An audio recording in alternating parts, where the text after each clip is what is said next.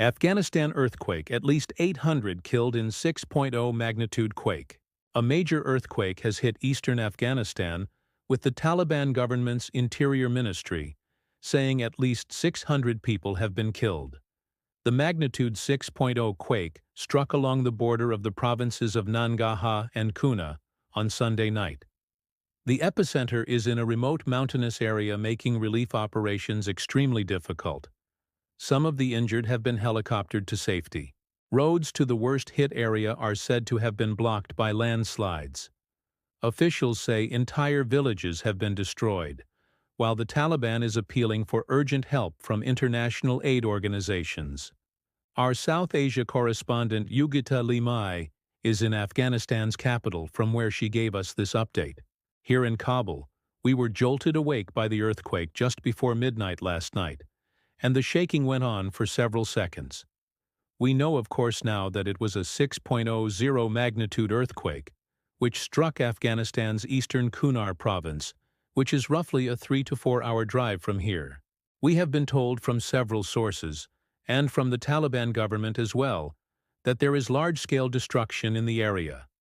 The Taliban government is saying that they've heard that there are villages that have been completely destroyed, and that masses of people are feared trapped under the rubble.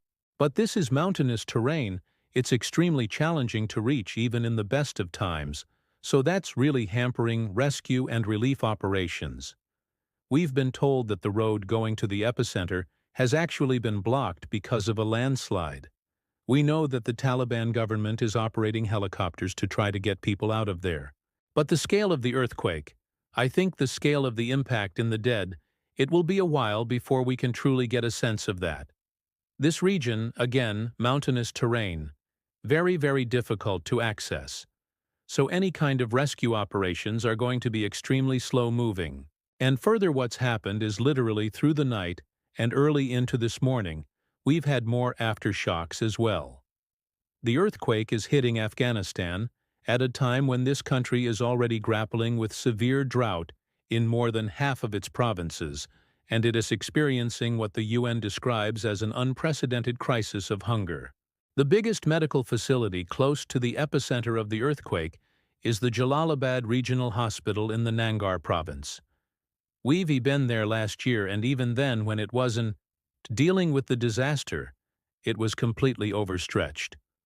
More than 1,000 people just waiting in the complex to try to see a doctor, to try to get some kind of treatment. It is really going to struggle to cope with hundreds more who are being brought in injured because of the earthquake. You guy there with me is our news correspondent Aruna Ayena. Aruna, just tell us the latest in terms of the information that we're getting. Yeah. So the Taliban Interior Ministry has updated its figures, saying that over 600 people have been killed in the Kunar region. That's the east in Afghanistan. There are more deaths also in the region of Nangarhar province, which is just to the south of Kuna. It was a 6 magnitude earthquake, and it was 8 kilometers deep, which is actually quite a shallow earthquake, and it struck in the country alias mountainous eastern region about 27 kilometers away from Islamabad, and around 140 kilometers from the capital Kabul. And the history of the earthquakes in this area. Yeah, Afghanistan is prone to earthquakes, particularly in the Hindu Kush mountain range, which is where the Indian and Eurasian tectonic plates meet.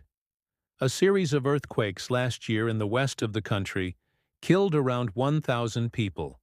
It shows the vulnerability of Afghanistan to earthquake activity. Also, the infrastructure in the country doesn't help. Many of the houses are made of earth materials, which means that they are really fragile and are vulnerable. They can collapse on top of people in earthquake situations. An earthquake struck Hat in 2023, followed by strong aftershocks. There was also a big earthquake in 2022 in Khost, which killed around 1,000 people, causing widespread damage. And now, under the Taliban government, how difficult is it for them or any external help to get to the people affected here? Well, this is a very remote mountainous region, very narrow road, so it's hampering rescue activities. Also, there's been a lot of landslides in the area in the last couple of days. The Taliban government has urged help from international organizations, but the disaster will stretch the Afghan government. It's already grappling with humanitarian crises in the country. There's also been a sharp drop in aid to that country.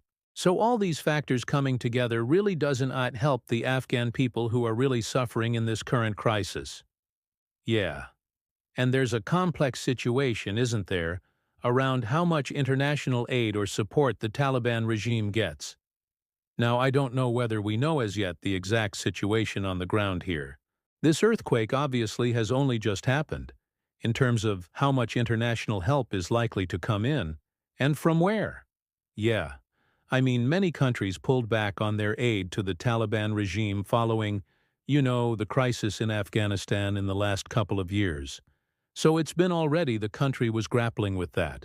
The Taliban has been, kind of installed only in the last couple of years.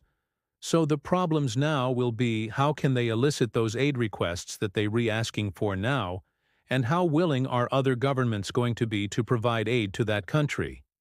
Aruna, thank you very much indeed.